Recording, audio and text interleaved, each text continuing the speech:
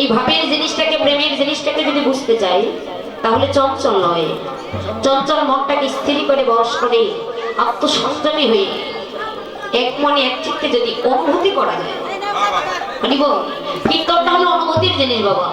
যদি হৃদয়ঙ্গম করতে পারেন, অনুভূতি করতে পারেন, নিশ্চয়ই ভালো লাগবে।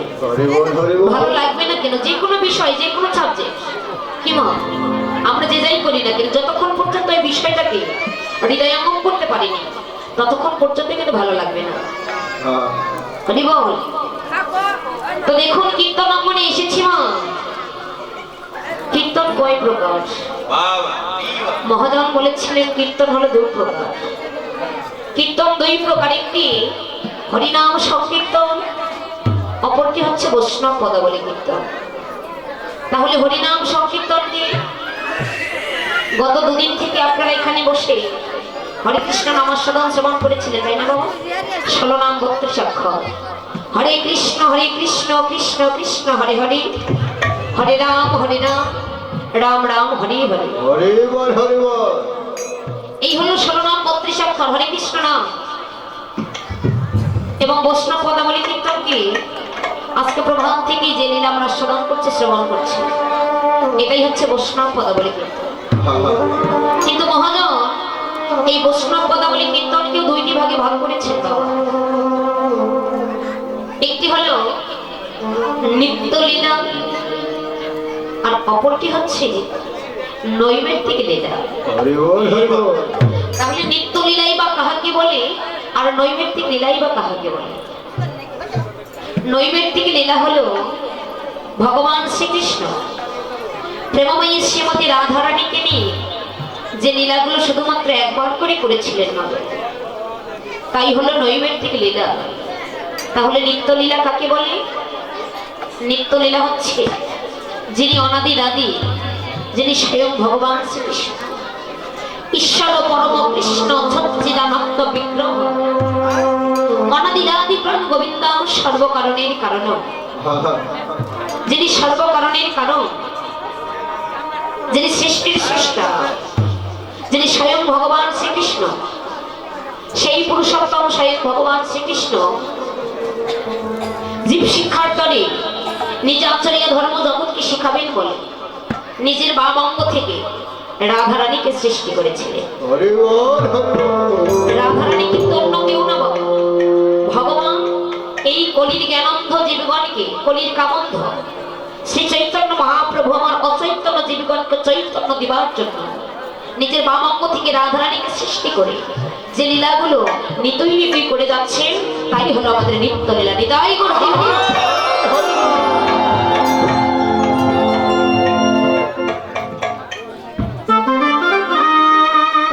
সেই নিত্য লীলা স্মরণে বৈষ্ণব পদাবলী কীর্তনের নিয়ম অনুযায়ী, সময় অনুযায়ী এখানকার জেলার আয়োজন রয়েছে। আমাদের শ্রদ্ধেয় পূজনীয় কমিটির বাবারা, কমিটির দাদা ভাই, তাদের পক্ষ থেকে এখন আমাকে যে লীলা পরিবেশন করতে দেওয়া হয়েছে, লীলা স্মরণের বিষয় হলো, আমাদের গীতজ্ঞ বিষয় হলো ভগবান শ্রীকৃষ্ণের শ্রী শ্রী রূপ বর্ণনা লীলা, রূপ অনুরাগ লীলা, যাকে রূপাভিসার বলা হয়। ভগবান শ্রীকৃষ্ণের রূপ বর্ণনা এবং প্রেমময়ী শ্রীমতী রাধারানী অভিসারিকা লীলা, যাকে রূপাভিসার বলা হয়। শাস্ত্রী বললেন শ্রীকৃষ্ণ চৈতন্য লীলা অদ্ভুত অনন্ত, ব্রহ্মা বিষ্ণু শিব যার নাহি পয়ন্ত। যে লীলার কোনো আদি নেই, অন্ত নেই বাবা। স্বর্গের 33 কোটি দেবগণ পর্যন্ত এই লীলার বর্ণনা করতে পারেনি। দেখো, ব্রহ্মা বিষ্ণু শিব যে লীলার আদি অন্ত খুঁজে পায়নি, আর আমরা তো এই জগতের মর্তধামের সাধারণ জীব। তার মাঝে আমি এমনই একটি নগণ্য, এমনই একটি ক্ষুদ্র, এমনই একজন অধমা আপনাদের সম্মুখে দাঁড়িয়েছি বাবা। জানি না কি করে গৌর গোবিন্দের সেই রূপলীলা বর্ণনা করে আপনাদেরকে মনোরঞ্জন করাবো।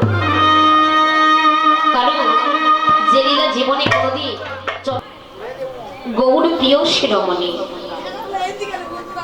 গৌর হরির সেই মাধুর্য মণ্ডিত, সুষম মণ্ডিত গৌর রূপমাধুরী নয়নী দর্শন করে অপরে কোণে মরমের নাগরিককে ডেকে বলছে, নাগরিক, আরে ও নাগরিক, আমি ঘরের আনা জল ঢেলে দিয়ে শূন্য গঙ্গলে কাক্ষে করে সুরধনী যমুনায় কলসিতে জল ভরতে গেলাম। সুরধনী যমুনায় কলসিতে জল ভরতে গিয়ে আমি এমনই একটি অপরূপ সুষম মণ্ডিত মাধুর্য মণ্ডিত গৌর রূপমাধুরী নয়নী দর্শন করে এলাম। ওই রূপে নয়নী দর্শনে করা মাত্র আমি আমার দেহ, মন, প্রাণ, জীবন, যৌবন সবই কিছু আত্মনিবেদন করেছে ওই রূপের মানুষটির কিন্তু আমি এখন মনে করছি ওই রূপের মানুষটিকে ভুলে যাব, কিন্তু আমি যেন আর কিছুতেই ভুলতে পারছি না। আমি মনে করছি তাকে ভুলে যাব, কিন্তু ভুলতে পারছি না।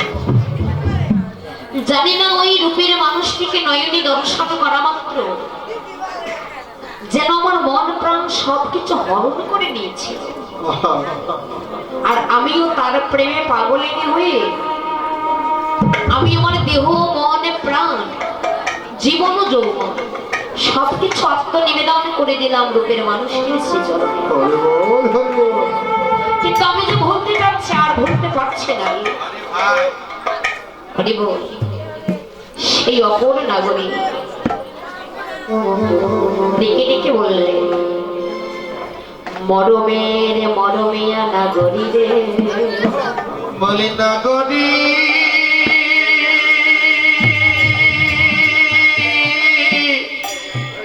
নাগরী,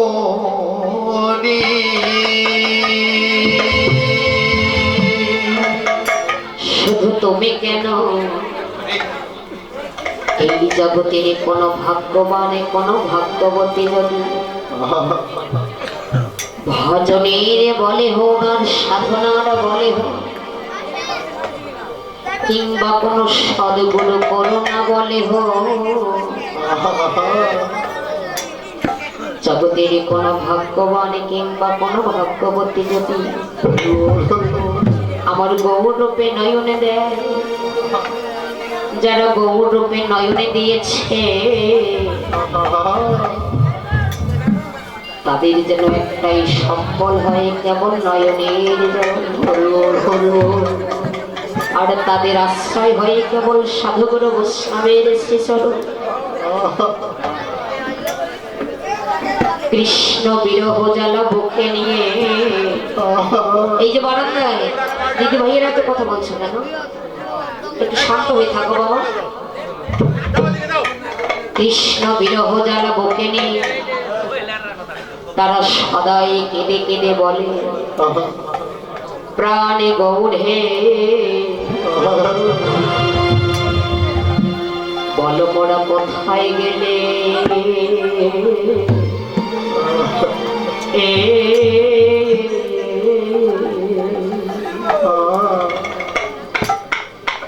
মোরা তোমার সঙ্গ ও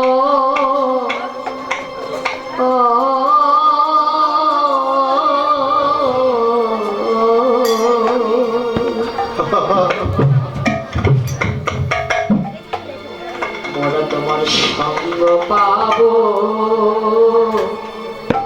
ও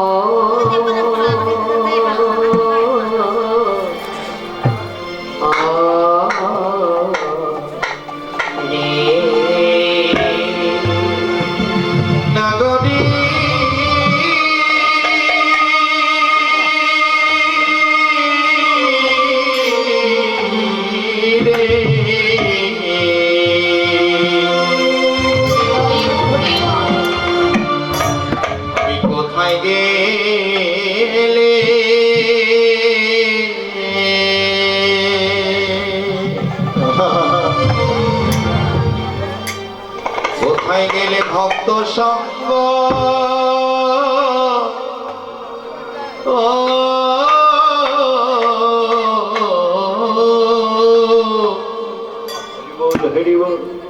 আমি সঙ্গ পাবো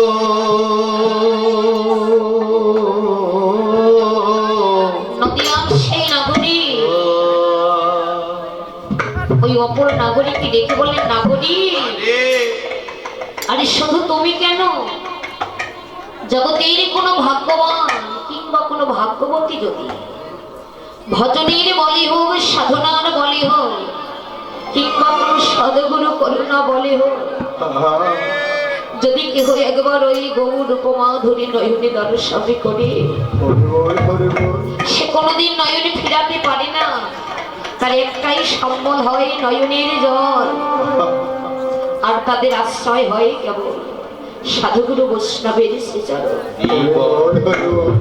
তারা সদাই বদনে কেঁদে কেঁদে বলে, গৌড়ে বলো গৌড়ে, কোথায় গেলে মোরা তোমার সঙ্গ করতে পারবো? তোমার সঙ্গ ছাড়া যেন মোদের আর কিছু ভালো লাগে না। বাবা, যারা একান্তই গৌর অনুরাগী ভক্ত, যারা একান্তই গৌরী প্রেয়সী ভক্ত, যারা গৌর নাম ছাড়া অন্য কোনো নাম জানে না মা, যারা গৌর ভাবনা ব্যতীত অন্য কোনো ভাবনা অন্তরে ভাবতেই পারে না, যারা দিবানিশি শয়নে স্বপনে গৃহকর্ম পরিত্যাগ করে প্রত্যেকটি কর্মের মধ্য দিয়েই যারা বদনে গৌর বলে কাঁদে, কৃষ্ণ বলে কাঁদে, যারা এই গৌর সমাকে হৃদয়ে আঁকড়ে ধরতে পেরেছে বাবা, সে যে আর কোনদিন ওই গৌর উপমাধুরী ছাড়া, ওই নয়ন ছাড়ার জন্য নয়নে নয়ন দিতে পারে না। ওই নয়নে একবার নয়ন দিলে সে কোনদিন আর নয়নে ফেরাতে পারে না বাবা। হরি বল। গৌর সোনা, গৌর রূপ বাবা। জাগতিক সোনার কিন্তু অনেক দাম, তাই না? এই জাগতিক সোনা, গহনা সোনার অনেক দাম বলে আমরা কি করি, খুব যত্ন সহকারে সোনা রেখে দেই। কোথায় রাখি সোনা? আলমারির ভিতরে, তাই না বাবা? আলমারির ভিতর কি আছে? আলমারির ভিতর আছে একটি লকার। ওই লকারের ভিতরে একটা কৌটার মধ্যে করে খুব সুন্দর করে যত্ন সহকারে আমরা সোনা রেখে দেই। কিন্তু এখানে বৈষ্ণব কর্তা বললে, ওহে কলির জি, গহনার সোনা যেমন যত্ন সহকারে তোরা দেখে দিস, তেমনি ভাবে জগতের কোনো ভাগ্যবান কিংবা কোনো ভাগ্যবতী যদি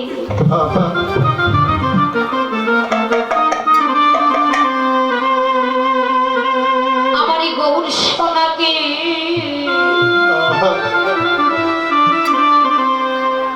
গৌর রূপমাধুরীকে এই দেহ আলমারির মধ্যে, দেহ আলমারির মধ্যে লকারটা কি বাবা? লকারটা হচ্ছে মন। এই দেহ আলমারির মধ্যে মনটা হলো লকার, আর মনের মণি কোঠাটা হলো কৌটা।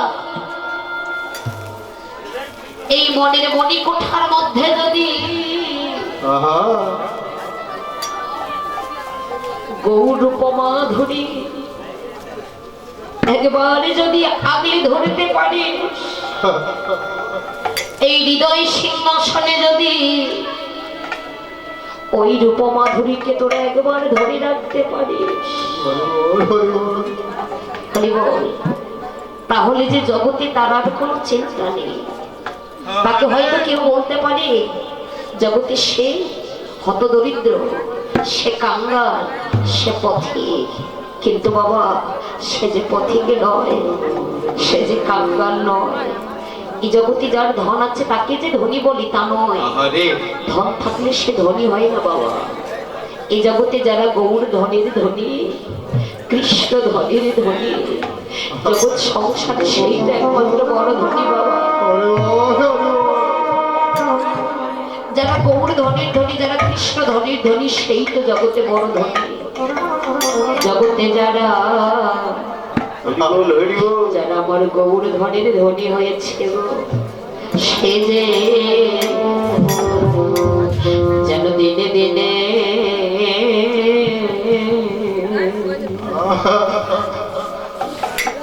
যেন পথের কাঙ্গাল হয়ে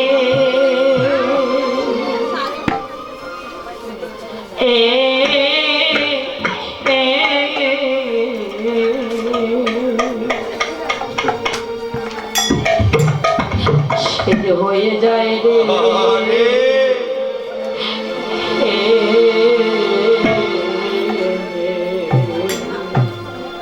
তারা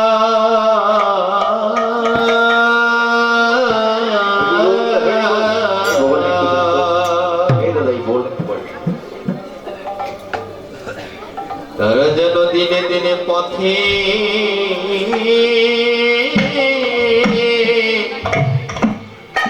পথের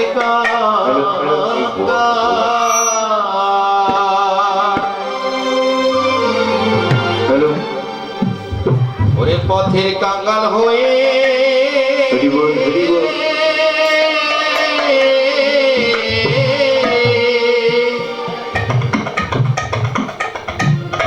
ওরে হয়ে যায় রে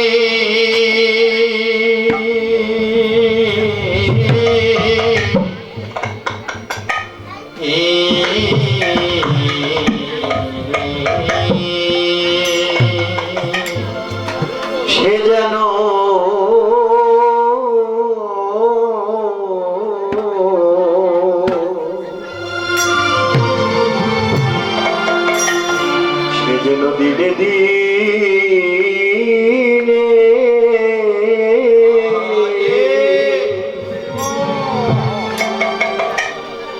সে যেন পথের কাঙ্গাল হয়ে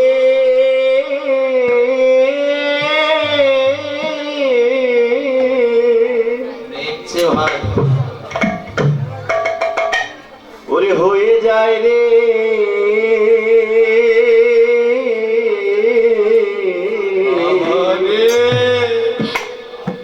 গৌরী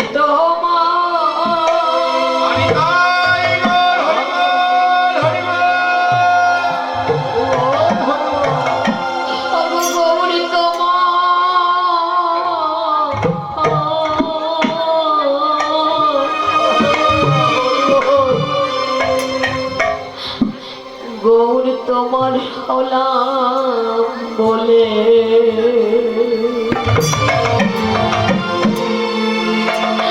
তারা যেন দিনে দিনে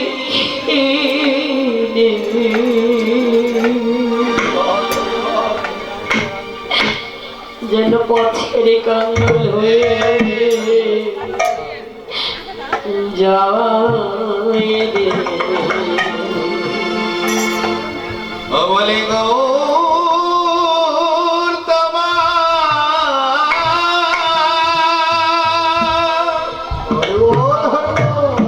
ওরে গৌর তোমার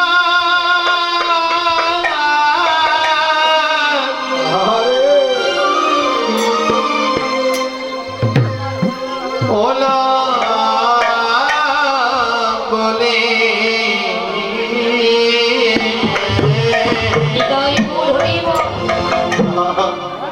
সেজন্য দিনে দিনে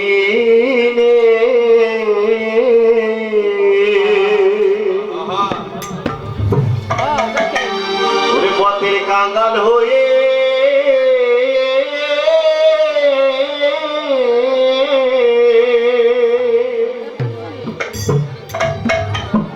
ওরে হয়ে যায় রে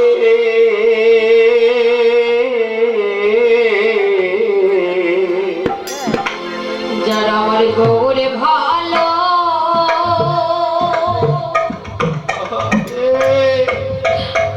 যারা গৌরে ভালো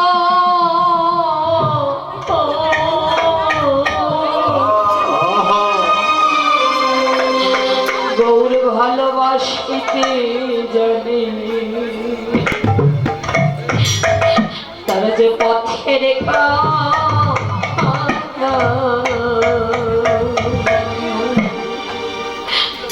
পথের কাঙ্গাল হয়ে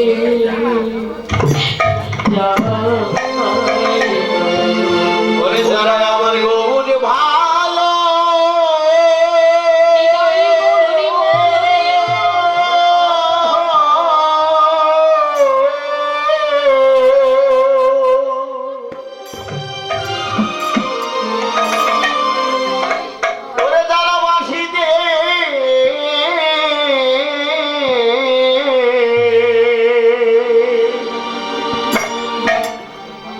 আসিতে জানে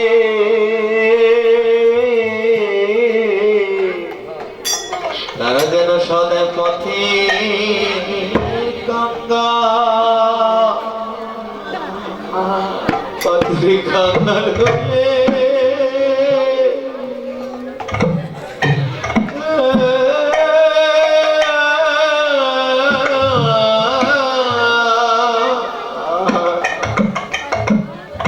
ওরে হয়ে যায় রে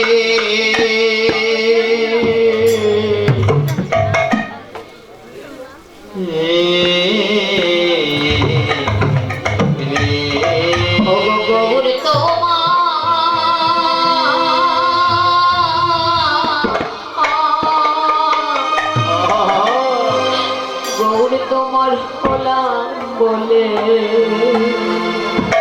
তারা যেন পথে পথে ওরে কেঁদে বেড়ায়। ও বলি গৌর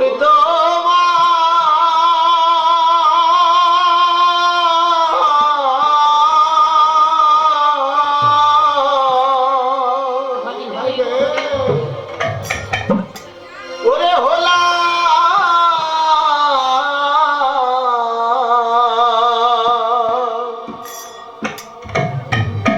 ওরে হোলা বলে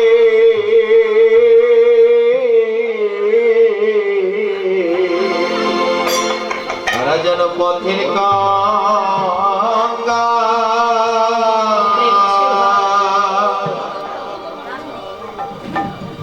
পথের গঙ্গা হয়ে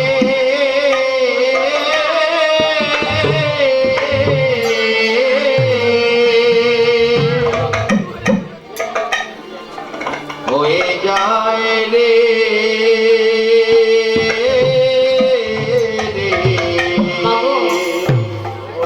যারা আমার গৌর ভালোবাসতে জানে, যারা গৌরূপে নয়ন দিয়েছে বাবা, দেখো আমার গৌর কিন্তু নিজেই ঘরের বাহির। তাকে ভালোবাসলে, তাকে আশ্রয় করলে গৌরের মতো যে গৃহত্যাগী হতে হয়। যারা সর্বস্ব গৌর চরণে অর্পণ করে দিয়েছিল, এই জগতে তাদের কেমন দশা হয়, সেজন্য দিনে দিনে পথেরই কাঙ্গাল হয়ে যায় বাবা। তার যে আমার বলতে আর কোনো কিছু থাকে না। আমার আমিত্ব বিষয়ে বাসনা, কাম কামনা বাসনা সবই কিছু বিসর্জন করে দিয়ে কেঁদে কেঁদে বলে গৌরে কোথায় গেলে তোমার সঙ্গ পাবো। তারা দিনে দিনে যে পথেরই কাঙ্গাল হয়ে যায় যারা গৌর ভালোবাসতে যাবে। কিন্তু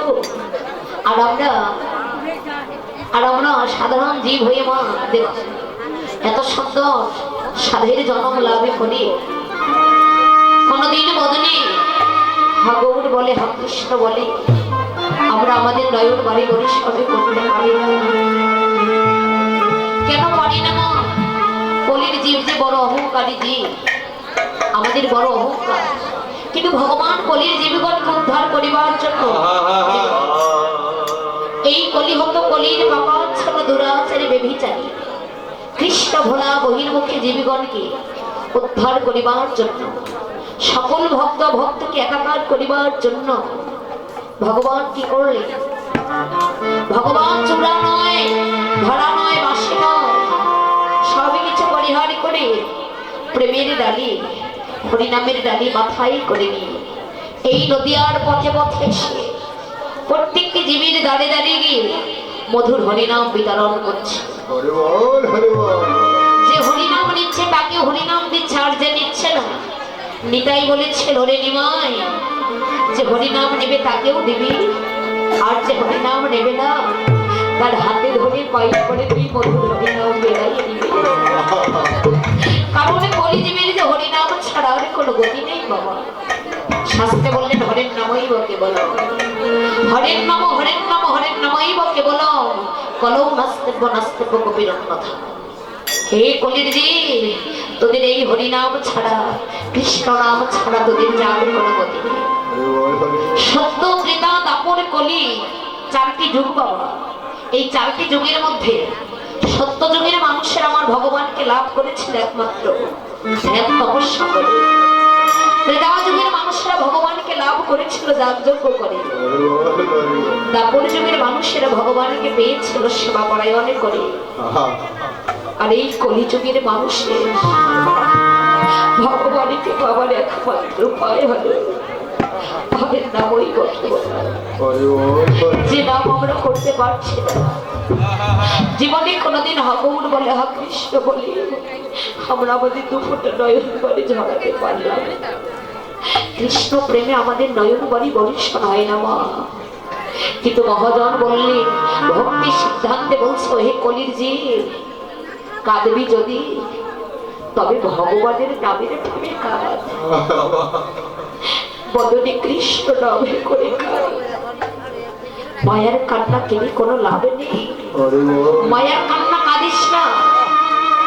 আজকে যে মায়ার কান্না কাঁদছিস বাবা, আজকে মায়ার কান্না যে কাঁদছেন আপনারা, যে স্ত্রীর জন্য কাঁদছেন, যে ছেলের জন্য, যে মেয়ের জন্য কাঁদছেন, যাদের জন্য আপনারা এত কিছু করলেন, অবশেষে যেদিন চলতে পারবেন না, এত সুন্দর দেহ যেদিন মলিন হয়ে যাবে, ওই স্ত্রী ওই পুত্র আপনার কাছে গিয়ে বলবে তুমি আমার জন্য কি করেছ। সেদিন বসে বসে কাঁদবেন আর বলবে গৌরে এতদিন আমি যার জন্য করলাম ছুটি, এখনো বলে আমায় ছোট।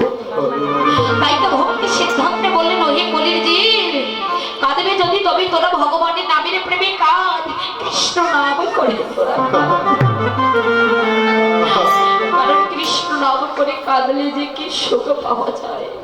যারা গৌর উপমা ধরি অনুরাগের নয়ন দিয়ে একবার দর্শন করতে পারে, এই গৌর উপমা ধরি যারা হৃদয়ে আগলে ধরতে পেরেছে, যারা এই চর্মচক্ষু দিয়ে দর্শন করবে মা, যারা অনুরাগের নয়ন দিয়ে দর্শন করবে, এই অনুরাগের নয়ন দিয়ে গৌর উপমা ধরি নয়নে দর্শন করলে সে কোনোদিন আর নয়ন ফেরাতে পারে না। তার বাস্তব প্রমাণ, প্রত্যক্ষ প্রমাণ শ্রীজীব গোস্বামী প্রভুপাদ, রূপ গোস্বামী প্রভুপাদ, সনাতন গোস্বামী প্রভুপাদ তার সাক্ষাৎ দৃষ্টান্ত দিয়ে গেলেন জমিদার পুত্র রঘুনাথ দাস। যে জমিদার পুত্র রঘুনাথ দাস জমিদার পুত্র হয়ে বাবা, আচ্ছা জমিদার পুত্রের কি কোনো দরকার আছে, প্রয়োজন আছে? গৌর সঙ্গ করা, ভগবত ভক্ত সঙ্গ করা। কিন্তু যারা যারা একান্তে গৌরনুরাগী ভক্ত, গৌরপ্রিয় ভক্ত, যারা কৃষ্ণের সংসার করে, যারা ভগবানকে ভালোবাসার মতো ভালোবাসতে পারে, তাদের জমিদারি কি হরিবল আর রাজপুত্রে কে আর যে যাই বলি না কেন, তারা সর্বস্ব অর্পণ করে দিয়ে আর কি সর্বস্ব বিসর্জন করে দিয়ে সদা সর্বদা বদনে হা গৌর হা কৃষ্ণ হা প্রাণ কৃষ্ণ বলে কেঁদে থাকে। তাই জমিদার পুত্র রঘুনাথ দাস যখন নিত্য নিত্য গৌর সঙ্গ ভাগবত ভক্ত সঙ্গ করছেন বাবা, একদিন রঘুনাথের মা তার পিতাকে বলছে ও আমাদের একমাত্র রঘুনাথ এ যেভাবে গৌরের সঙ্গে মিশে গেছে, সে মনে হয় আর কোনোদিন, সে মনে হয় আমাদের ঘরে আর থাকবে না, সে ঘরে থাকবে না। তবে শোনো, আমার রঘুনাথকে তুমি ঘরে রাখার জন্য একটা উপায় খুঁজে বের করো, সে যেন আর কোনোদিন গৌর সঙ্গ ভাগবত ভক্ত সঙ্গ করতে না যায়।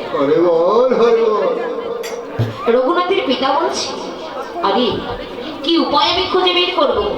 বলছে কেন গো, আমাদের অস্তাবার বিষয় সম্পত্তি যাহা কিছু আছে তুমি সমস্ত কিছু রঘুনাথের নামে লিখে দাও, দেখবে আমাদের রঘুনাথ বিষয় সম্পত্তির লোভে পড়ি সে আর কোনোদিন গৌর সঙ্গ ভাগবত ভক্ত সঙ্গ করতে যাবে। রঘুনাথ গৌর সঙ্গ করে ভগবত ভক্ত সঙ্গ করে যখন সন্ধ্যাবেলা গৃহে ফিরে আসলেন মা, গৃহে যখন আসলেন রঘুনাথের মা রঘুনাথকে বড় আদর করে ভালোবেসে যত্ন করে সেবা দিয়ে সর্বাঙ্গে হাত বোলাচ্ছে আর বলছে বাবারি রঘুনাথ, বাবারি রঘুনাথ, আচ্ছা বল বাবা, তুই যেভাবে গৌরীর সঙ্গে মিশে গেছিস, এই গৌর সঙ্গ করে ভাগবত ভক্ত সঙ্গ করে আমাদের কি লাভ হবে? তুই তো আমাদের একমাত্র আজকাল ভবিষ্যৎ, তুই ছাড়া তো আমাদের আজকাল ভবিষ্যৎ আর কিছু নেই। আজও কালো এই সংসারে হালকা তো তোকেই ধরতে হবে বাবা। দুদিন আগে হোক দুদিন পরে হোক এই সংসারে হালকা তোকেই ধরতে হবে। তুই আর কোনোদিনও ভগবত ভক্ত সঙ্গ করতে যাস রে বাবা। মায়ের সঙ্গে কথোপকথন হতে না হতে রঘুনাথের পিতা, তার পিতার অর্থ সম্পত্তি যাহা কিছু ছিল সমস্ত কিছু রঘুনাথের নামে লিখে দিয়ে সেই অর্থ সম্পত্তির দলিল পত্রটাই নিয়ে রঘুনাথের হাতে দিলেন। রঘুনাথ দেখে বলছে, বাবা তুমি আমায় এঁকে দিলে বাবা, কই আমি তো তোমাদের কাছে কোনোদিনও এগুলো চাইনি। শোনো বাবা, তোমরা যদি এগুলো আমায় কোনো কিছু না দাও আমি হাসি মুখে সব বিদায় দিতে পারবো, কিন্তু আমি গৌর সঙ্গ ছাড়া, ভগবান ভক্ত সঙ্গ ছাড়া, এই সাধুগুলো বৈষ্ণব বৈষ্ণবীদের সঙ্গ ছাড়া আমি যে কোনোদিন প্রাণে বাঁচতে পারবো না।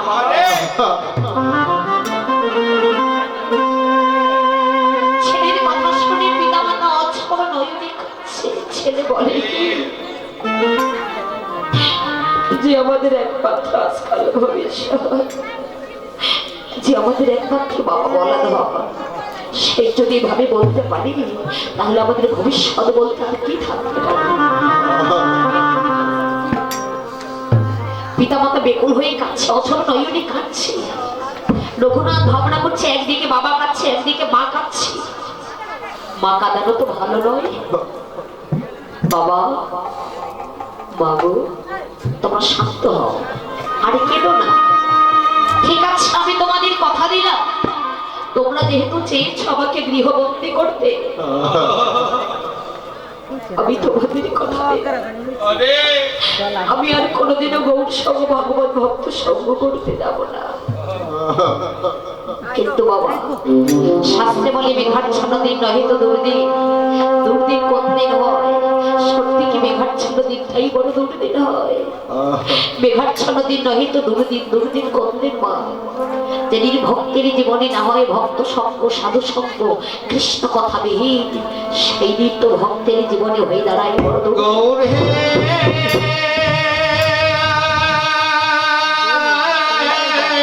পিতামাতা কি কথা দিয়ে একদিন গেল, দুদিন গেল, 3 দিন গত হতে চলেছে বাবা।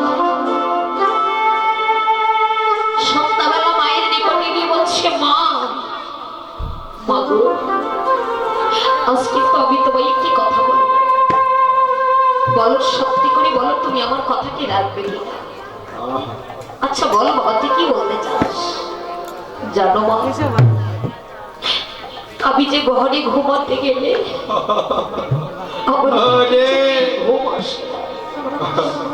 তাই আজ আমি কি করবো জানো? ওই যে বাহিরে বাহিরে মন্দিরের বারান্দায় গিয়ে কিন্তু আজ আমি একটু ঘুমাবো। মা বলছি কি রে, আমাদের ঘর থাকতে তুই বাহিরে মন্দিরের বারান্দায় গিয়ে ঘুমাতে চেয়েছিস? হ্যাঁ মা, আমি যে ঘরে ঘুমাতে গেলে আমার ঘুম আসে না, তাই মন্দিরের বারান্দায় গিয়ে আজ আমি একটু ঘুমাবো। মা বলছে, ও বুঝতে পেরেছি, আমাদের ছেড়ে আবার কোথাও যাবে নাকি? না মা তুমি পাগল হয়েছো, আমি না তোমাদের কথা দিয়েছি সত্যি তোমাদের ছেড়ে কোনোদিন কোথাও যাব না।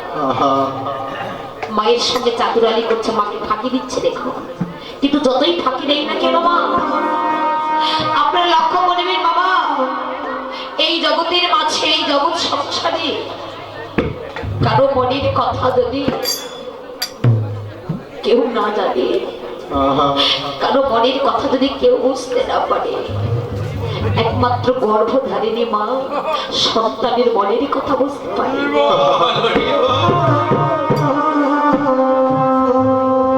ছেলে না বলার পূর্বে মা বুঝতে পেরেছি সন্তানের মনের কথা। তবুও পিতামাতাকে ফাঁকি দিয়ে বাহিরে মন্দিরে বারান্দায় গিয়ে ঘুমানোর ভান করে শুয়ে আছে, আর চুপি চুপি দেখছি পিতামাতা কখন ঘুমে অচৈতন্য হয়ে পড়ে। ঠিক গভীর রাত্রিতে যখন দেখলো পিতামাতা ঘুমিয়ে অচৈতন্য হয়ে পড়েছে, শাস্ত্রে বলে যে চঞ্চল মনে কৃষ্ণ নহে পেলে, চঞ্চল মনে তাকে লাভ করা যায় না। তাকে পেতে হলে কি করতে হবে বাবা?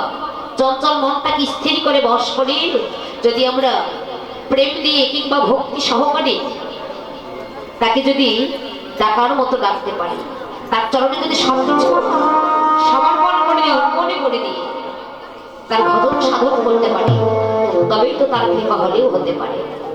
হরি বল। তাকে পেতে হলে সর্বপ্রথম দরকার প্রেম আর ভক্তি, ভক্তি আর বিশ্বাস। হরি বল, হরি বল। এই দেহত্যাগে যদি প্রেম না থেকে, ভক্তি না থাকে বাবা, আর বিশ্বাসটুকু যদি না থাকে, বিশ্বাসটা কেমন? ভগবান আছে বলে আমরা জানি না, মানি না, বুঝি না, তাহলে কিন্তু হবে না। হরি বল। ভগবানের চরণে বিশ্বাস থাকতে হবে বাবা। বাতাস বয়, এই যে বাতাস বইতেছে, এটা এই বাতাস যে বইতেছে, এটা কি বাতাসকে কখনো ধরা যায়, ছোঁয়া যায়? যায় না। কিন্তু বাতাস বইতেছে, এটা আমরা অনুভব করতে পারি। তেমনি ভগবান আছে বলে আমাদের জানতে হবে, মানতে হবে, বুঝতে হবে, তার চরণে বিশ্বাস রাখতে হবে, তার চরণে প্রেম ভক্তি রাখতে হবে। বিশ্বাসটা কেমন দেখুন। একটি 18 বছরের ছেলে তেঁতুল গাছের নিচে বসে ধ্যান করছে, সে কতদিন পর ভগবানকে লাভ করতে পারবে? ঠিক সেই সময় নারদ মুনি পথ পেরিয়ে যাচ্ছিল ভগবানের কাছে। 18 বছরের ছেলেটি মণিবরকে ডেকে বলছে, এই যে ও মণিবর, তুমি কোথায় চলেছ? বলছে কেন? আমি ভগবানের কাছে যাচ্ছি। ও আচ্ছা, ভগবানের কাছে যাচ্ছ, ঠিক আছে মণিবর, তাহলে তুমি একটু আমার হয়ে ভগবানকে বলে দিবে তোমার একটি 18 বছরের ছেলে তেঁতুল গাছের নিচে বসে ধ্যান করছে, বলো প্রভু সে কতদিন পর তোমাকে লাভ করতে পারবে? প্রভু বলেছিল, ভগবান বললেন, নারদ যাবার পথে তুমি বলে দিও তেঁতুল গাছে যত পাতা আছে ততবার তোমাকে এই পৃথিবীতে আসা যাওয়া করতে হবে, আপ ডাউন করতে হবে, তবে তো তুমি তার দেখা পাবে। নারদ মুনি সে 18 বছরের ছেলেটিকে যখন এই কথা বললে, কথাটি শোনা মাত্র ছেলেটি লাফিয়ে উঠেছে, বাবা আরে প্রভু তো বলেছে একদিন না একদিন হলেও তো আমি তার দেখা পাবো। তেঁতুল গাছে যত পাতা আছে ততবার আপ ডাউন করতে হবে, আসা যাওয়া করতে হবে, কিন্তু প্রভু তো নিজেই বলেছে আজ না হোক কাল, কাল না হোক পরশু, একদিন না একদিন হলেও তো আমি তার দেখা পাবো। এই যে বিশ্বাস, ধৈর্য যার ভগবান তার, ভক্তি যার ভগবান তার, ধৈর্য যার নেই, ভক্তি যার নেই, ভগবান তার নেই। এই যে বিশ্বাস, এই বিশ্বাসে ভগবান আর দূরে থাকতে পারলো না, ছুটে এসে পিছনে দাঁড়িয়ে আছে। নারদ মুনি বলছে, দয়াময়, আর তুমি যে বললি তেঁতুল গাছে যত পাতা আছে ততবার তোমাকে আপ ডাউন করতে হবে, কিন্তু তুমি যে এক্ষণে আসলে? বলছে হ্যাঁ, ওর ধৈর্য, ওর বিশ্বাস আমাকে আর দূরে থাকতে দিল না, তাই আমি এক্ষণে ছুটে এলাম। শ্রী ভগবান আমার গীতায় সিদ্ধার্থকে একটা শ্লোকে বললেন, ত্রিনাদপি সবিচেন তরুণেব সহিষ্ণুরা অমানিনা মানদেন কীর্তনীয় সদা হরি। তৃণ মানে ঘাস, ঘাসের উপর দিয়ে আমরা সকলেই পায়ে হেঁটে চলাফেরা করি, তাই না বাবা? কিন্তু ঘাস কি কখনো মাথা উঁচু করে কথা বলে? তোমরা অমন করে আমার উপর দিয়ে হেঁটে চলো না, মাথা উঁচু করে কথা বলে। আমরা যখন পদদলিত করে যাই তখন কি হয় মা? একবারে মাথাটা নিচু করে। যখন আমরা যাই আবার কিছুক্ষণ পর আস্তে করি আবার মাথাটা তুলে রাখি। শুনেছেন তরুণে এবং সহিষ্ণু, তরু হচ্ছে বৃক্ষ। আমরা ক্লান্ত পথিক বাবা, সারাদিন ভিক্ষা করি, কাজকর্ম করে, কি করি? ক্লান্ত হয়ে ওই বটবৃক্ষের নিচে বসে আশ্রয় নেই, বিশ্রাম নেই। যখন ঘরে ফিরে যাই, যাবার পথে ওই গাছের অঙ্গে আঘাত করি, গাছের ডালপালা ভেঙে নিয়ে আমার ঘরে চলে যায়। কিন্তু এই বৃক্ষ কিন্তু কখনো মাথা উঁচু করে কথা বলে না, তোমরা অমন করে আমায় আর আঘাত করো না, আমি ব্যথা পাই, কষ্ট পাই। কথা বলে না, কথা বলে। ত্রিনাদপি শুনেছেন তরুণেব সহিষ্ণুরা অমানিন মানদেন কীর্তনীয় সদা হরি। এই জগতে যে মানি তাকেও মান দিতে হবে, যে অমানি তাকেও মান দিতে হবে। কিন্তু এই বাস্তব জগতে লক্ষ্য করবেন বাবা, জগতে যার ধন আছে, যার মান আছে, যার যশ আছে, যার খ্যাতি আছে, তাকে কিন্তু সকলেই ভালোবাসে। আর যার ধন নেই, মান নেই, যশ নেই, খ্যাতি নেই, তাকে কেউ ভালোবাসে না। যার ধন, মান, যশ, খ্যাতি আছে তাকে সকলেই ভালোবাসে, কিন্তু যার ধন নেই, মান নেই, যশ নেই, তাকে কেউ ভালোবাসে না। জগতে যে দিন, যে হীন, যে কাঙ্গাল, তাকে সকলেই ঘৃণা করে, মাকে কেউ ভালোবাসে না। ওই যে কথায় বলে তিলেলা মাথায় সবাই তেল দিতে জানে, তাই না বাবা? কিন্তু যে মাথায় তেল নেই সে মাথায় তেল দিতে জানে। মানিকে সকলেই মানতে, সকলেই শ্রদ্ধা করে, কিন্তু মানিকে কেউ মানতে না, কেউ ভালোবাসে না। শ্রীহরি কীর্তনের এই তিনটে গুণ যার মধ্যে আছে, কি মা? তৃণ অর্থাৎ ঘাস, ঘাসের চেয়ে নিচু হতে হবে, নম্র হতে হবে। বৃক্ষের মতো সহিষ্ণু অর্থাৎ ধৈর্য হতে হবে। মানিকেও মান দিতে হবে, অমানিকেও মান দিতে হবে। এই শ্রীহরি কীর্তনের এই তিনটি গুণ যার মধ্যে আছে, একমাত্র সেই তো আমার গৌর গোবিন্দের কৃপা লাভ।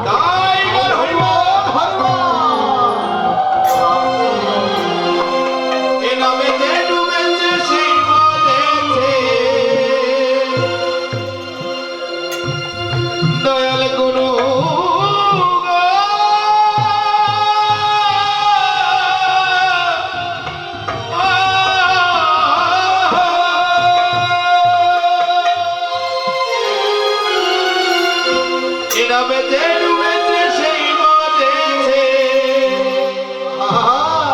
অন্যের বোঝা মরদা, ওই নামে কি আনন্দ, হরি বল। ডুবলে জানা নামের প্রেমে নামের প্রেমে বাবা, ওই নামে কি আনন্দ, ডুবলে জানা।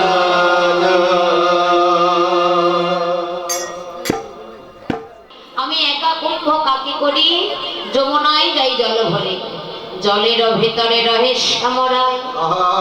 আরে এমন রূপ তো আমি কোনোদিন দেখিনি রে, যে রূপ দেখে পাগলিনী হয়ে গেল, যে রূপ দেখে মন প্রাণ সবকিছু হরণ করে নিল।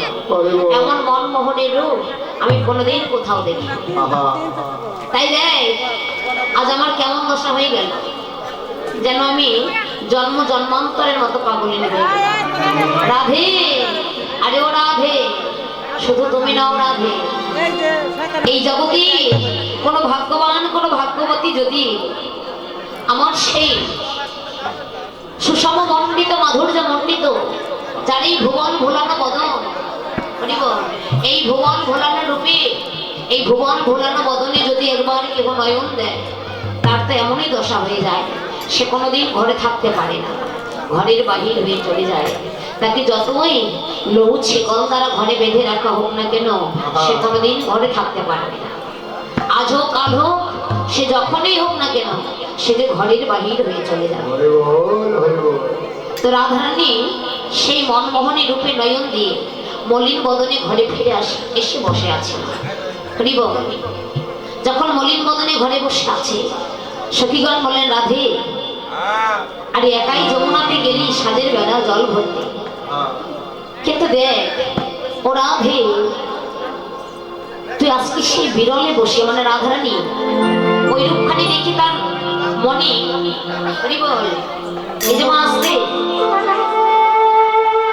মনে এত ব্যথা, সেই ব্যথা নিয়ে নির্জন নিরলে বসে আছে। ও রাধে যমুনাতে যাইয়া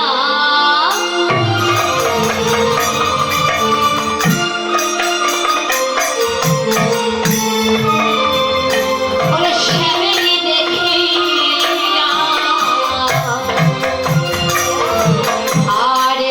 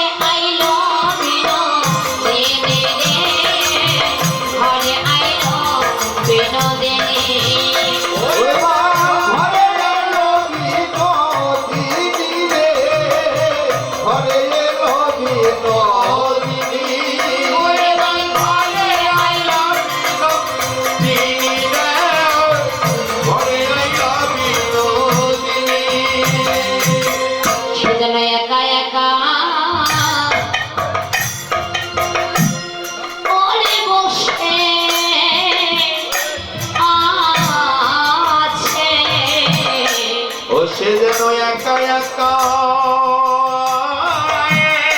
রাধে ওরে বসে আছে ও সে নিরজনে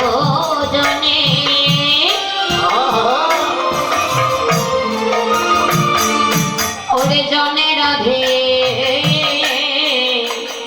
ও সে একা একা ওরে বসে আছে ও সে যেন নিরজনে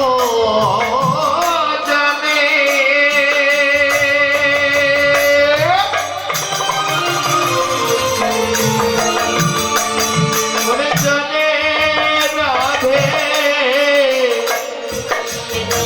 সে যেন একা একা ওরে বসে আছে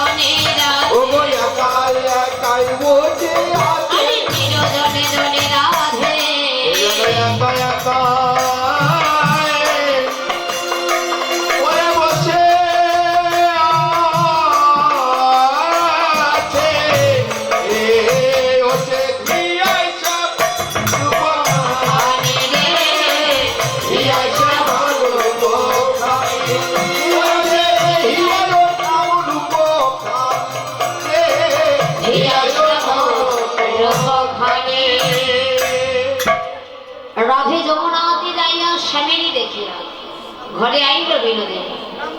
যমুনায় গিয়ে স্বামীর মদন দর্শন করে ঘরে ফিরে এসে কি করছে বাবা? নির্জন নিরলে বসে, অর্থাৎ যেখানে কেউ নেই সেই নির্জন নিরলে বসে যেন বসে বসে একা একা শ্যামবধূয়ার কথা ভাবছে। যেন বসে বসে একা একা শ্যামবধূয়ার কথা ভাবছে। রাধানীর সখীগণ ললিতা বিশাখা এই চম্পকলতা রাধানীর সখীগণ কি করছে? মা রাধানীর পাশে এসে রাধানীকে বলছে, রাধে রাধে, আরে ও রাধে, আরে ও রাধে, আচ্ছা বল না কেন অমন করে মলিন বদনে বসে জানিস সখী রে, কেন অমন করে বসে আছি? ওরে কিরূপ হেরন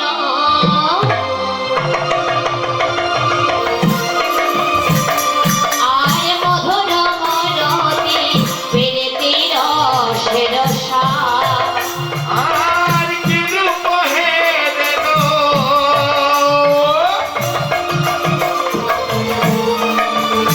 আর মধুর মুরতি প্রীতি রসের সার। কেন জানিস? হেনলয় মনে এ ত্রিভুবনে তুলনা নাহি গো আরে লয় মরে এতে ভুবনে তুলনা নাই গো সখীরে আমি কি সেবা দিব তার তুলনা? কিসে বাঁধিব ভাই তুলনা তার তুলনা কারে বসাদে কি সেবা দিব তার তুলনা? আর তুলনা আরে বাবা হে আমি কিসে বাঁধিব তার তুলনা রাধে তোদের সাথে আর কি বলবো জানিস? কিরূপ হেরিন মধুর মূরতি প্রীতি রসের সার। হেনলয়ে মনে এ ত্রিভুবনে তুলনা নাহি গোয়ার। তুলনা নাহি কোয়া আমি কি সেবা দিব তার তুলনা? তার তুলনা কারে বসাবে? এত সুন্দর রূপ দেখে এলাম, যে রূপের তুলনা স্বর্গ মর্ত পাতাল এই ত্রিভুবনের মাঝে আর কোন রূপের সঙ্গে আমি তুলনা করি না। যে রূপ দেখেছি এই রূপের তুলনা যে জগতে কোনো রূপের সঙ্গে হয় না। কিন্তু মা আমরা এই জগতের জীব কি গো? হরি বল। সে এত সুন্দর মনমোহনী রূপের সঙ্গে যদি জাগতিক জগতের রূপের তুলনা করি, সেই রূপের সঙ্গে কি এই জগতের রূপের তুলনা হয়? হরি বল। আমার এত সুন্দর গোবিন্দ রূপ, গৌর গোবিন্দের রূপ এত সুন্দর মনমোহনী রূপ, জগৎ ভোলানো রূপ, ভুবন ভোলানো রূপ। এই জগৎ ভোলানো রূপী, ভুবন ভোলানো রূপী জগতে কোনো ভাগ্যবান কোনো ভাগ্যবতী ওই রূপে নয়ন দিলে যেমন ফেরাতে পারে না মা, তেমনি করে ওই রূপের তুলনা জগতে যার কোনো রূপের সঙ্গে হয় না। রাধারানী আকুল হৃদয়ে বেকুল হয়ে গদগদ কণ্ঠে সখীদের বললেন, সখীরে যদি তোরা একবার ওই রূপ দর্শন করতিস তাহলেই তো তোরা বুঝতে পারছিস। যদি তোরা একবার দর্শন করলে হয় তাহলে তোরা ভালোভাবেই বুঝতে পারতিস যে ওই রূপ দর্শন করলে তার কেমন দশা হয়। ওই রূপ যারা একবার নয়নে দর্শন করবে, ওই রূপখানি যদি একবার কারো না কারো হৃদয়ে মরমে লেগে যায়, হৃদয়ে মরমে লেগে গেলে সে যে আর ঘরে থাকতে পারে না।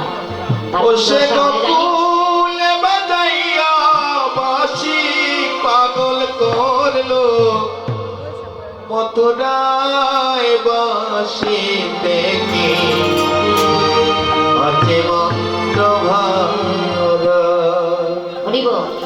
তার কি দশা হয়? যারা গৌরূপে, যারা আমার গোবিন্দ এত সুন্দর ভুবন ভোলানো রূপে নয়ন দিয়েছে, ওই নয়ন দিয়ে যদি ওই রূপ একবার হৃদয়ে মরমে লেগে যায়, তাদের যেন কেমন দশা হয় জানি? তার যেন আর থাকা ঘরে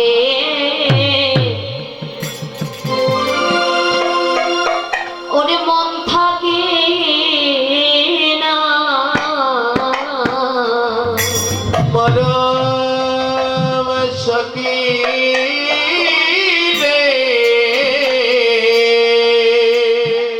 শ্রী শব্দের অর্থ কি মা? শ্রী শব্দের অর্থ হচ্ছে সুন্দর বা সৌন্দর্য। কিন্তু যেদিন এত সুন্দর দেহ থেকে আমার এত সুন্দর রূপ, এত সুন্দর আমার দেহ, এই দেহের মাঝে যেদিন রূপ যৌবন গন্ধ স্পর্শ কোনো কিছু থাকবে না, যেদিন এই দেহ থেকে এত সুন্দর রূপ, এত সুন্দর আমার আয়ুবেলা, এত সুন্দর পরাণ পাখি এই দেহ থেকে যেদিন চির বিদায় নিয়ে চলে যাবে মা, যেদিন দেহে প্রাণ থাকবে না, আমাদের দেহ থেকে যেদিন প্রাণ পাখি চির বিদায় নিয়ে চলে যাবে, সেদিন সেই শব্দটা কেটে দিয়ে কি লিখে দিবে গো? যদি কেহ শ্রাদ্ধের নিমন্ত্রণ করতে যায় কি লিখে দেয় বাবা? শ্রী শব্দটা কেটে দিয়ে সেদিন স্বর্গীয় কথাটা লিখে দেয়, তাই না? তাহলে সেদিনকে আর কেউ সুন্দর বলে ডাকবে? ডাকবে না। আজকে দেহের রূপ আছে বলে, কাউকে কিছু দিতে পারছে বলে, দেহের রস আছে বলে সকলেই ভালোবাসে, সকলেই সুন্দর বলে ডাকে। কিন্তু যেদিন দেহের রস থাকবে না, কাউকে কিছু দিতে পারবো না। জগতে সেদিন আমার রূপের অহংকার থাকবে না বাবা, সেদিন এই রূপের অহংকার থাকবে না। সেদিন কি হবে? এই জগতে আর কেউ ভালোবাসবে না, কেউ বলবে না আমার বাবা, কেউ কোনোদিন সেদিন কেউ সম্বোধন করে আমাকে ডাকবে না। সেদিন আমাদের দেহের সুন্দর কোথায় চলে যাবে মা? দেহের সুন্দর কোথায় চলে যাবে? সেদিন যে দেহ আর সুন্দর থাকবে না। যে দেহটাকে, যে সুন্দর দেহটাকে এত সুন্দর সাজে আমরা সজ্জিত করছি বাবা, এত এত দামি দামি পোশাক পরেছে, দামি দামি অলংকার আদি পরিধান করে ওই মায়ার ঘরে এত সুন্দর দেহটাকে সাজে সজ্জিত করে রাখছে। কিন্তু যেদিন দেহের রূপ চিরবিদায় নিয়ে চলে যাবে, সেদিন ওই মায়ার ঘর থেকে বাহির করে এত সুন্দর দেহটাকে কোথায় রাখবে মা? সেদিন যেন আমাদের ওই তুলসীর তলায় শোয়াই দেবে। সেদিন দোতলা, তিনতলা, পাঁচতলা, সাততলা যে যাই বলি না কিনা ইচ্ছে বাড়ি গাড়ি, এত সুন্দর ঘরে আর জায়গা হবে না গো। সেদিন রূপের অহংকার সব কিছু পরিহার করে আমাদের সেদিন কি করিবে জানো? আরে সেদিন যেন আমাদের তুলসের তলা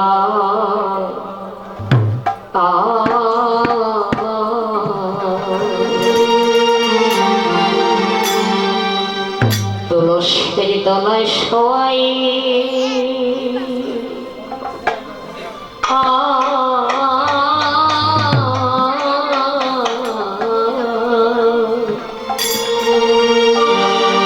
পরে শোয়াই দেবে ও বলো সেই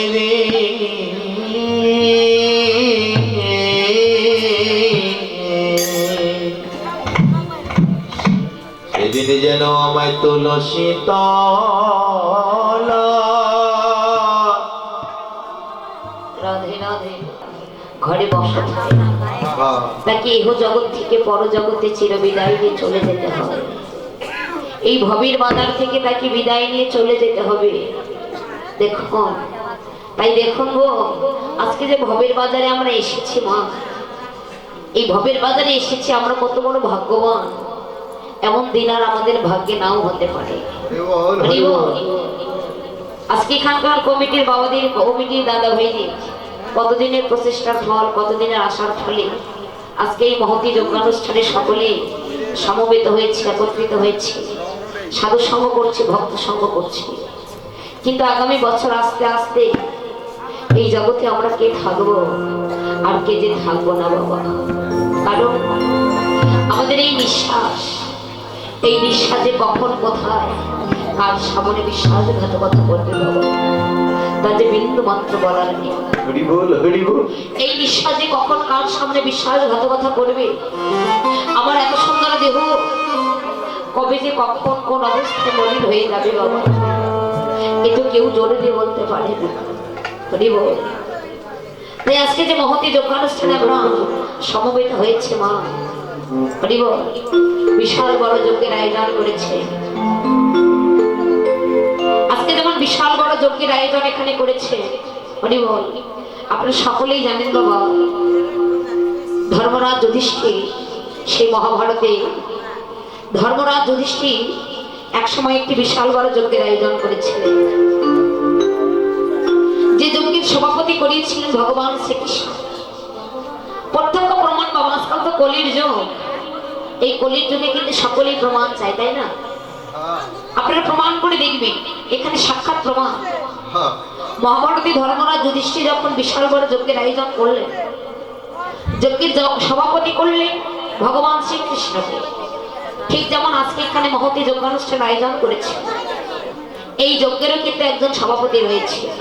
কি বাবা, ঠিক না? যজ্ঞের সভাপতি রয়েছে, তো এই সভাপতির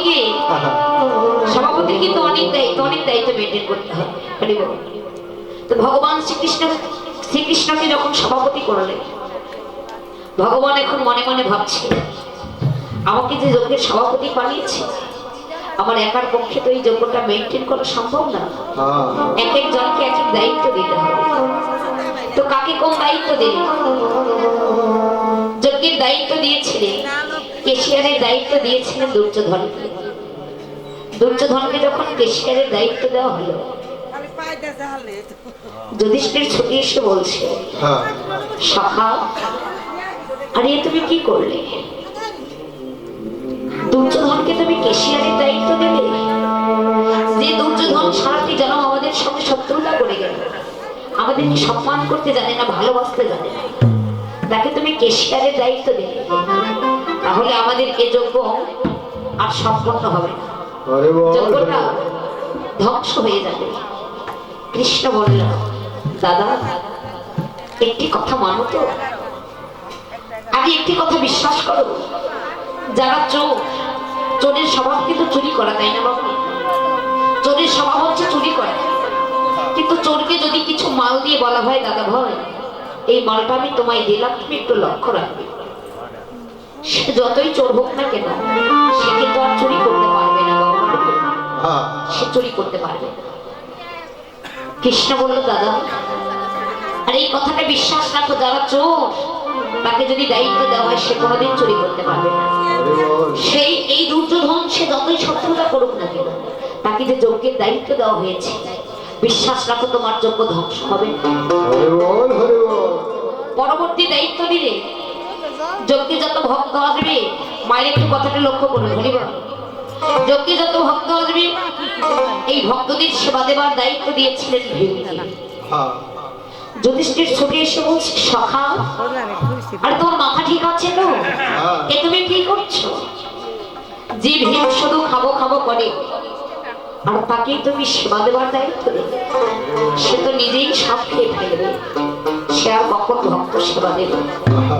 যখন এই কথা বললেন কৃষ্ণ বললেন, দাদা আরে ভীম যতই খাবো খাবো করুক না কেন, তাকে যদি ভক্ত সেবা দেওয়ার দায়িত্ব দেওয়া হয়, দেখবে সে ভক্তদের সেবা দিতে দিতে সে যে তার নিজের সেবার কথা বলে গেছে। তার প্রত্যক্ষ প্রমাণ এখানে বাবা, আজকে যারা আয়োজক বৃন্দ, কমিটির বাবারা, কমিটির দাদা ভাইয়েরা, তারা হাজার হাজার ভক্ত সেবার আয়োজন করছে। লক্ষ্মীর ভান্ডারে, প্রসাদ ভান্ডারে প্রসাদের অভাব নেই, এত প্রসাদের আয়োজন করেছে। আমি লক্ষ্য করলাম সারাদিন ব্যাপী হাজার হাজার ভক্ত আসছে। শুধু আজকে কেন, আজকে 3 দিন ধরে এখানে হরিবল ভক্ত সেবার আয়োজন করছে। হাজার হাজার ভক্ত আসছে, ভক্তরা সেবা করছে, চলে যাচ্ছে, হরি কথা কৃষ্ণ কথা আস্বাদন করছে, শ্রবণ করছে, আস্বাদন করলে। কিন্তু দেখো কমিটির বাবারা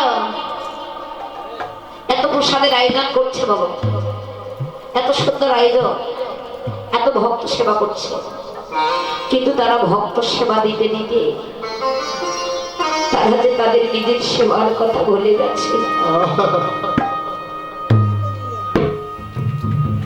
কৃষ্ণ বললেন, দাদা ভীমকে সেবা দেওয়ার দায়িত্ব দিলে ভক্ত সেবা দিতে দিতে নিজের সেবার কথা ভুলে ঠিক এখানকার কমিটির বাবারা ভক্ত সেবা দিতে দিতে তারা তাদের নিজের সেবার কথা ভুলে গেছিল।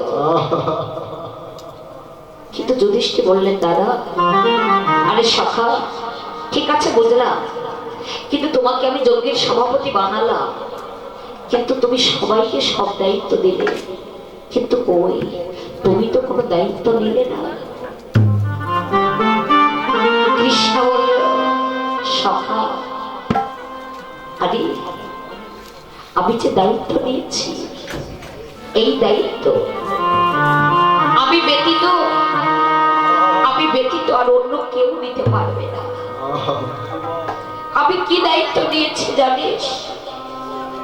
এই যজ্ঞে যে দ্বার আছে, কি বাবা, প্রত্যেকটি যজ্ঞের কিন্তু একটা করে দ্বার থাকে।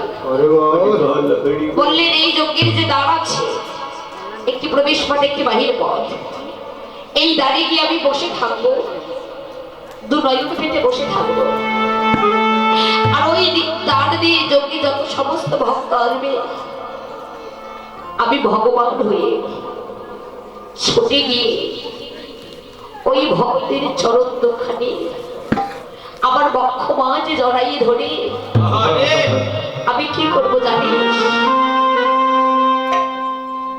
আমি আমার নয়নে জলে বৈষ্ণব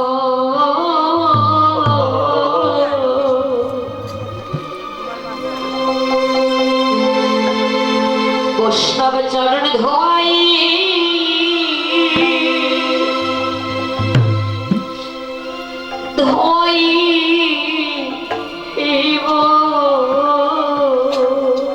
সেই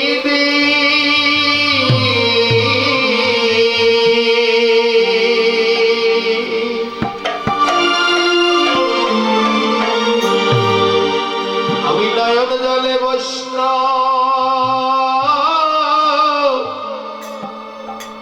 বৈষ্ণব চরণ ধোয়া,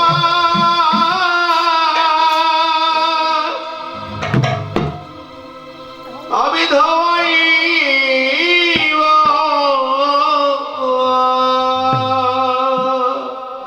বৈষ্ণবের চরণে দোখানি,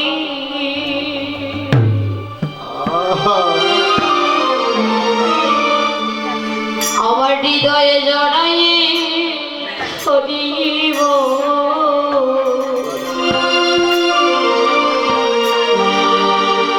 সেই দিন আমি নয়নে জলে বসিন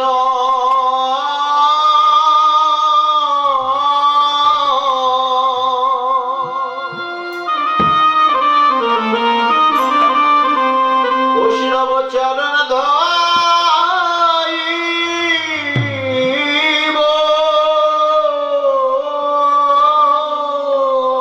বৈষ্ণব চরণ দুখানি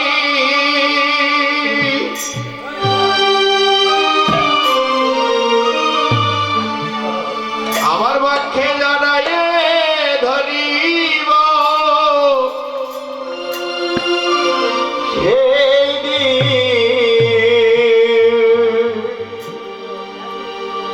দিন নয়ন জলে বসিন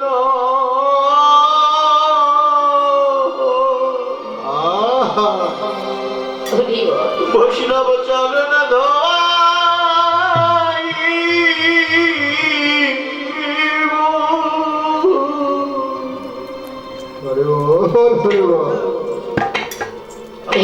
হৃদয়ময় বলো বলো সেই দিন আমার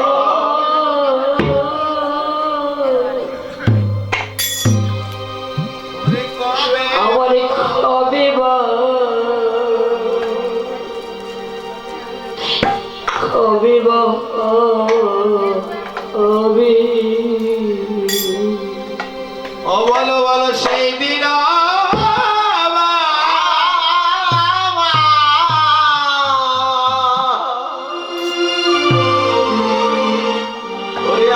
কবে বা হবে? ও বলো সেই দিন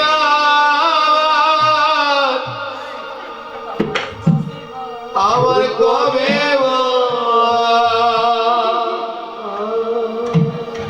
ওরে কবে বা হবে গোবিন্দ হে বলো বলো সেই দিন আমার কবে বা হবে কবে আমি নয়ন জলে বৈষ্ণবের চরণ ধোয়াতে পাবো কবে আমার এই মান অভিমান অহংকার সবই কিছু দূরে দিতে হবে হে দয়া আমি তোমার নামে ভাসে দিলাম আমার জীবন তরি আমি তোমার নামে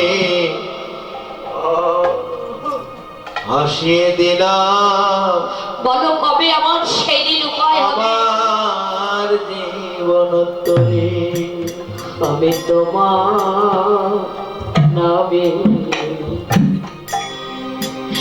ভাসে দিলাম আমার জীবন তরি আমি তোমার নামে হাসিয়ে দিলাম আমার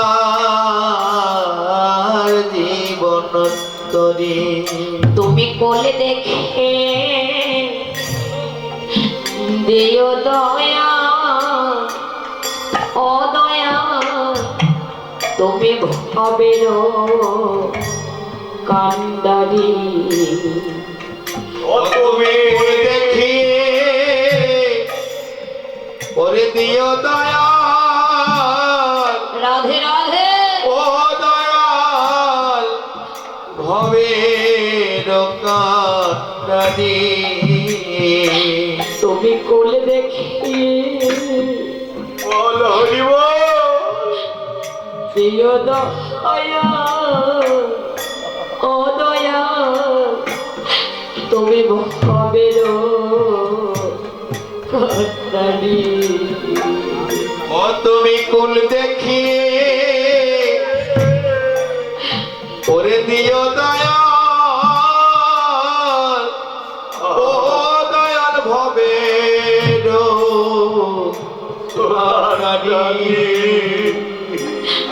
আমি তোমার নামে আমি তোমার নামে আমি ভাসিয়ে দিলাম আমার জীবন তরি আমি তোমার নামে ভাসিয়ে দিলাম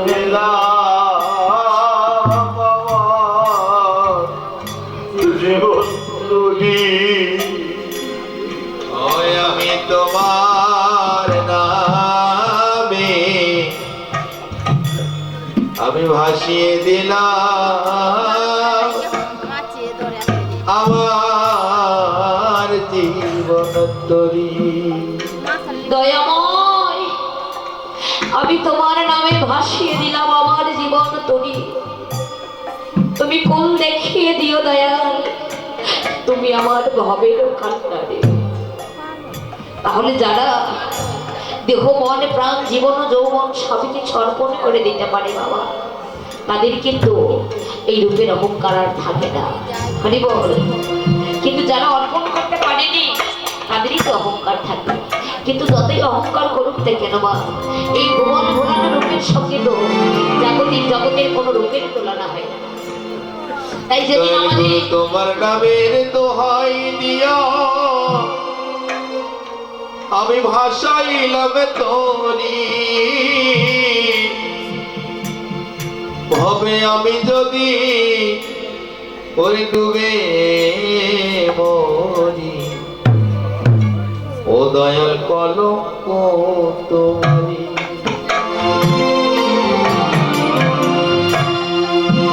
তোমার নামের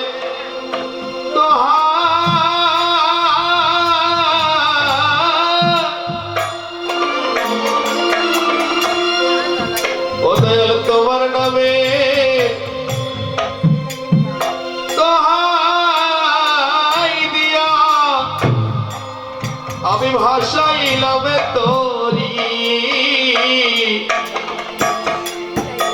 আমি যদি ডুবে মরি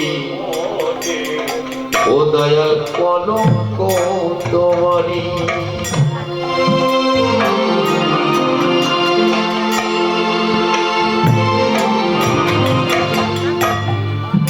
এই তো আমার দিনে দিনে গণদিন আমার দিনে দিনে গণদিন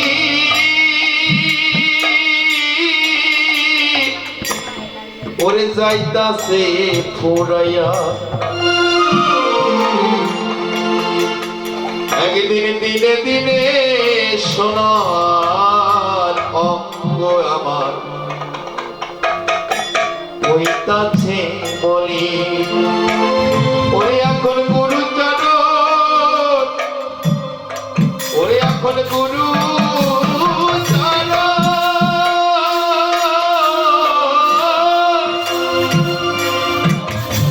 ওরে গুরু চরণ সার করিলাম অধম অসীম রইল পরি আমি যদি ডুবে মরি কলঙ্ক তোমারি দয়াল আমি যদি ডুবে মরি কলঙ্ক তোমারি হরিবল হরিবল। তাই বাবু, আমরা যে যাই বলি না কেন, ধনী বলি গরিব বলি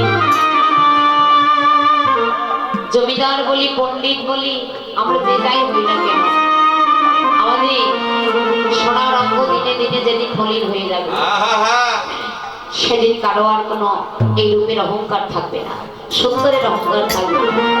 তো রাধারানী সখীদের বললেন, জানিস সখীরে, আমার ঘরে জ্বালা, বাহিরে জ্বালা। আহা কেন মলিন বদনে বসে আছে জানিস? আরে বনে যদি আগুন লাগে, এই বনের আগুন তো সবাই দেখে, কিন্তু জানিস সখীরে, আমার মনের আগুন তো ওরে কেউ দেখে না। আমার সখী রে কি মা, বনে আগুন আমার লাগে মনের সবাই আগুন দেখে। তো মনের আগুন ওরে কেউ দেখে না। ওরে বনের আগুন যেন সবাই দেখে, কিন্তু মনের আগুন তো আরে কেউ দেখে না। ওরে বলে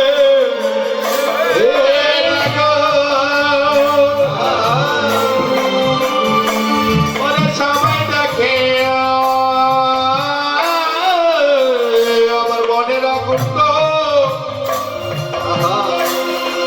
ওরে কেউ দেখে না।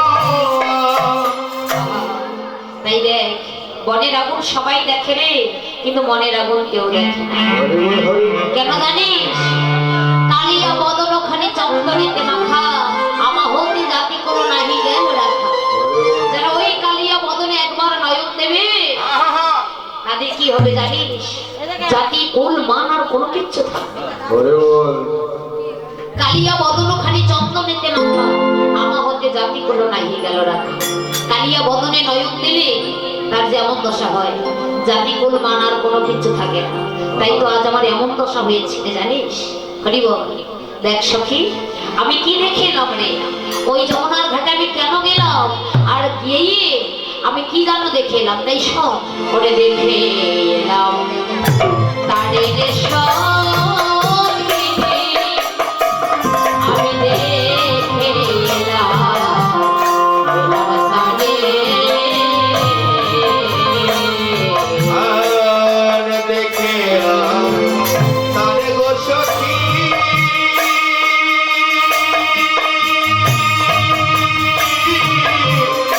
আমি দেখলাম তারে গো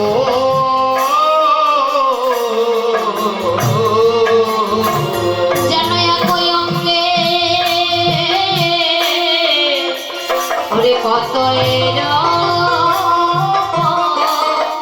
ওরে নয়নে না ধরে। ওরে একই অঙ্গে ওরে কত রূপ ওরে নয়নে না ধরে রে যেন তারা দেখলে নয়নে ওরে যায় না ভোলা। আরে যেন দেখলে নয়নে ওরে যায় না ভোলা। ওরে একই অঙ্গে তার কতই শোভা, যেন দেখলে নয়নে ওরে যায় না ভোলা। ও তার যেন এক অঙ্গে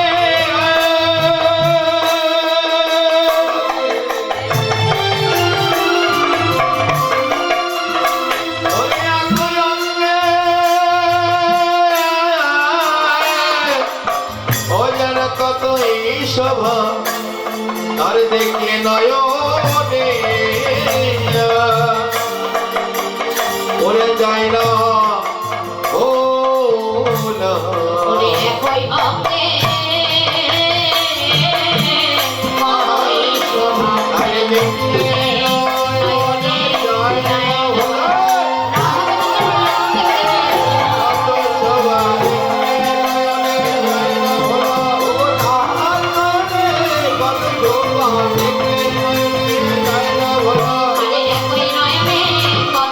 শোভা আরে যেন দেখলে নয়নে পড়ে যায় না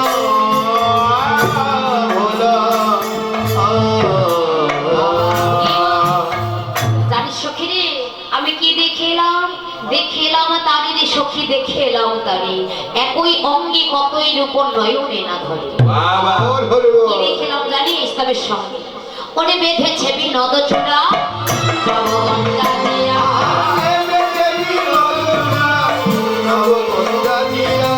আরে বেঁধেছে বিনোদ চূড়া নবগঙ্গা দিয়া। আরে মাথায় ময়ূরের পাখা বামেতে হেলাইয়া রে। আরে মাথায় ময়ূরের পাখা বামেতে হেলাইয়া রে। বামে চূড়া হেলেছে, আরে বামে চূড়া হেলেছে। ভক্ত সঙ্গ করিবে বলে বামে চূড়া হেলেছে। আরে ভক্ত সঙ্গ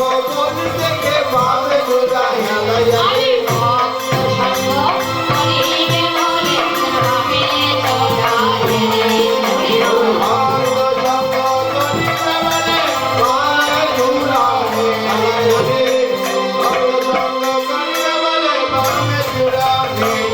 আরে বামে চূড়া হেলেছে, বামে চূড়া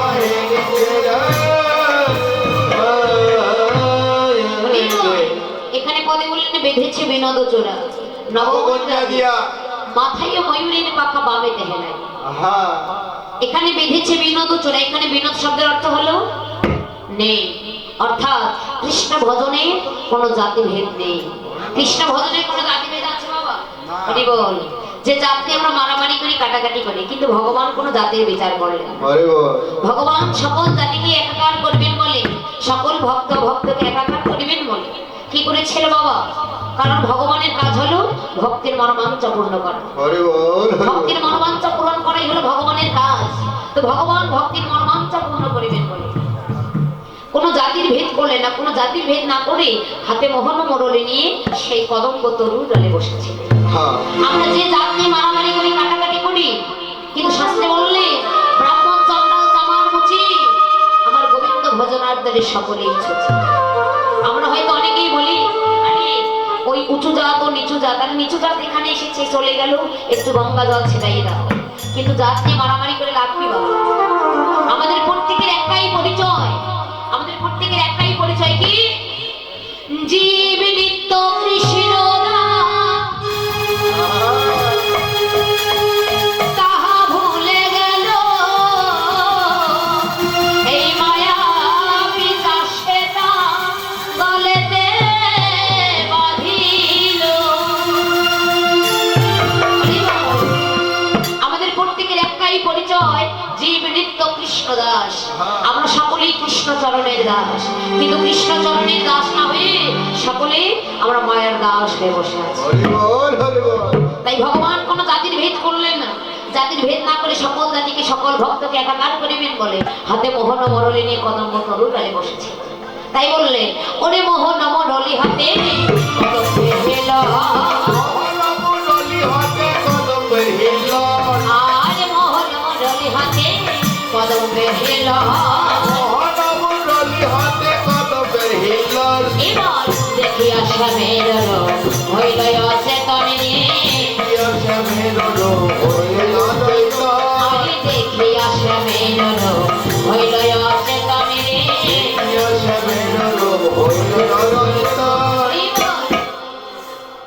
তাই মোহন মুরলী হাতে কদম্বের হিলন দেখিয়া শ্যামের রূপ হইল অচেতন। রাধানী কি করলেন মা? সেই রূপখানি জলের মধ্যে দেখে ধরার জন্য অনেক চেষ্টা করলেন। কি করেছিল? ওরে অনেক প্রবন্ধ করি হরিবার চাই হরি, অনেক প্রবন্ধ করি হরিবারে চাই হরি। ধীরে ধীরে করো রায় নরে, ধীরে করো রায় নরে।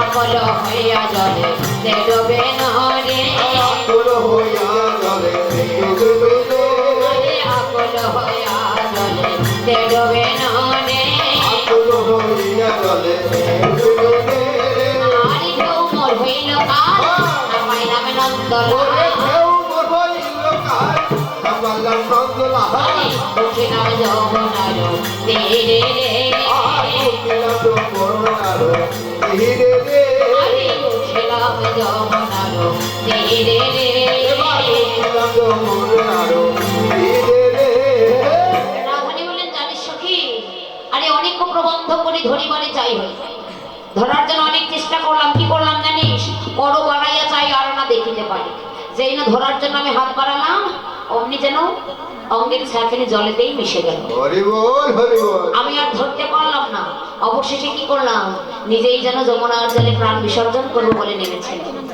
কিন্তু সখীগণ বলে রাধে আরে যমুনার জলে প্রাণ বিসর্জন করবি মানে আত্মহত্যা যে মহাপাপ এ করিস না কিন্তু দেখ সখী ধরার জন্য চেষ্টা করলাম কিন্তু ধরতে পারছি না কি করবো বল যখনই ধরতে যাই তখনই যেন অঙ্গের ছায়াখানি জলেতে মিশে যায় কিন্তু যখনই যমুনার জলে আমি নেমেছিলাম ধরবো বলে এদিকে যমুনার তরঙ্গ বাড়িয়ে দিয়ে বলছে জানিস যমুনার তরঙ্গ বাড়িয়ে বলছে আয় তরঙ্গ আয় তরঙ্গ আয় তরঙ্গ আয় তরঙ্গ আয় তরঙ্গ আয় তরঙ্গ আয় তরঙ্গ ওরে হরি এবার রাধা সঙ্গ আয় তরঙ্গ আয় তরঙ্গ গর্ব সবাই রাধা সঙ্গ আয় তরঙ্গ হরি এবার রাধা সঙ্গ আয় তরঙ্গ ওরে হরি এবার রাধা সঙ্গ আয় তরঙ্গ রাধে রাধে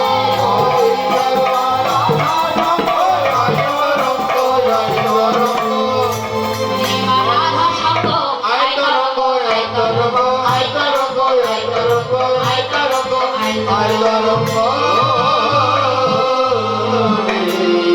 রাধানী বলেন জানিস সখী যে না যমুনার জলে নেমেছি যমুনার তরঙ্গ বাড়িয়ে বলছে আয় তরঙ্গ আয় তরঙ্গ করি বা রাধা সঙ্গ রাজা রাসাতে মুখ্য সত্তা বস্তু তার শব্দে ধারণ করা এই রাধানী কি রাধানী হলেন জীবাত্মা আর স্বয়ং ভগবান শ্রীকৃষ্ণ হলেন পরমাত্মা যিনি পরমাত্মার আরাধনা করে এই জগতে তিনি তো রাধা হরি বল তো আজ রাধারানী কৃষ্ণ প্রেমে পাগলিনী হয়েছিল কিন্তু সখীগণ বললেন রাধে আরে তুই কি শুধু নিচের দিকেই রেখেছিস একবার কি উপরের দিকে লক্ষ্য করিসনি হরির মায়া কি তুই বুঝতে পারিসনি সে তো ভক্তির মনোবাঞ্ছা পূর্ণ করিবার জন্য হাতে মোহন মরলি নিয়ে কদম্ব তরুণ বেলে বসেছিল কিন্তু অঙ্গের ছায়াখানি জলেতে দেখে তুই কৃষ্ণ প্রেমে পাগলিনী হয়েছিস হরি বল হরির মায়া কি তুই একটু বুঝতে পারিস আহা রাধে রাধে তাই রাধানী এবার কি করলেন গো সেই জন্য অনুরাগে দিল তুলসী দিয়া সমর্পণ করিনি হইয়া জনমের মতো সপে দিলাম রাঙ্গা চরণ